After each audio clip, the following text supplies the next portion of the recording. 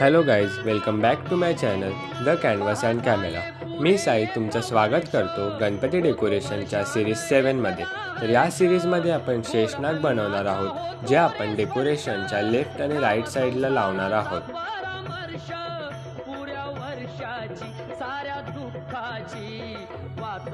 तर मी अशा काही पद्धतीच्या कार्डबोर्डच्या स्ट्रिप्स कापून घेतल्या आहेत. त्या आपण टेपच्या मदतीने शेषनागाला लावणार, जेणेकरून शेषनागाला 3D लुक येईल.